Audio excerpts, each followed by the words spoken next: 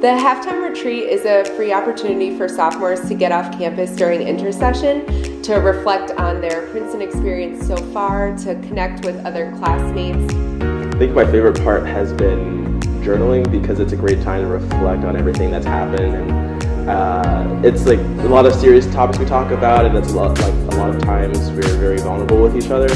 And in addition to all that serious and vulnerable stuff, there's also a lot of fun. So there's a lot of times that we're just silly and playing games, and I think that's something that I didn't expect coming on the trip, but I'm so glad is part of it, because we finally have an excuse to kind of just relax.